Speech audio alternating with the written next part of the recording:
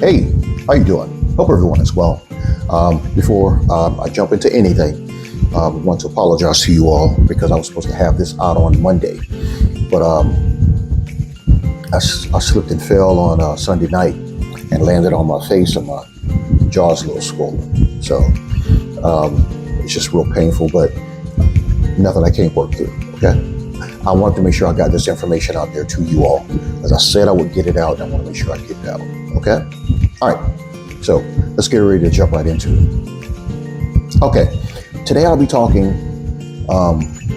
briefly about our mental health toolbox. Okay? Now, this is so important to have because when you're struggling mentally or you've been triggered by something, you can go right into your mental health toolbox and, you'll find something to help you. Now, some may know what your mental health toolbox is, some may not. And we're going to get right into it so that, everybody can understand and know what their mental health toolbox is, okay? All right.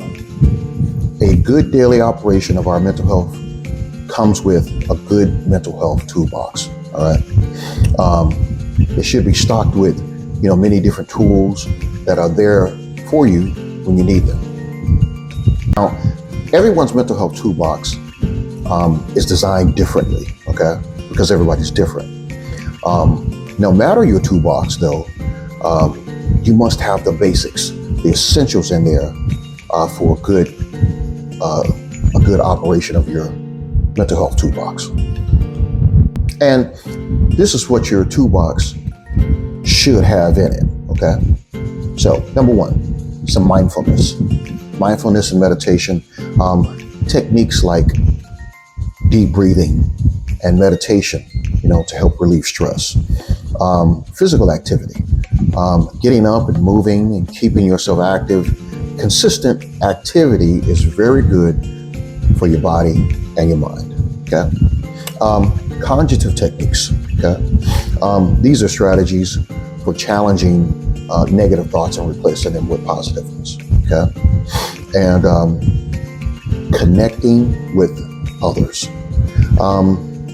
Building and maintaining good, strong communication connections with folks, having a therapist you trust or having a good friend that you trust talking to, okay? Creative outlets. Doing the things that you love to do, okay? Whether that be journaling, painting, listening to music, dancing, whatever it may be, those can provide very, very healthy outlets for you, okay? Self-care is my last one here. Self-care, we have all dropped the ball on. The lack of self-care has all put us in positions of not being able to cope with how we're feeling, okay? So self-care, like practicing compassion for yourself, setting boundaries, doing things you enjoy, and just overall taking care of yourself can improve your overall well-being, okay? So mental health is key here, all right? Now, if you're not sure or just don't know how to build your own mental health toolbox, I've got some raw material for you, okay? These are just a few things to help you get started and help you, build your own mental health toolbox, okay?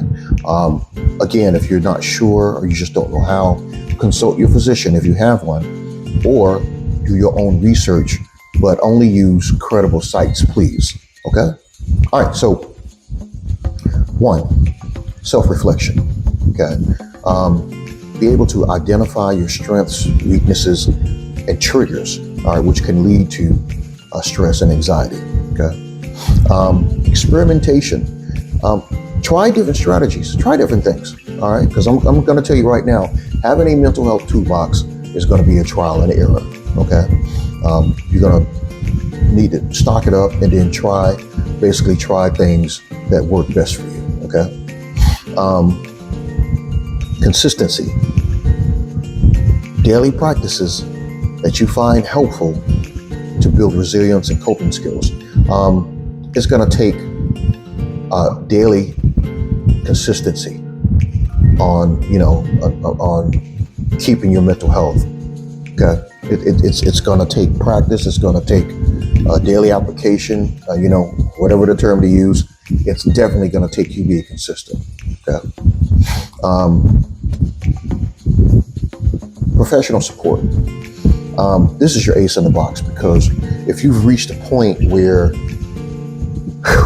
you need help and you don't know where to go, it is best to seek out a therapist, or seek out a friend, or seek out services that can help you. Okay.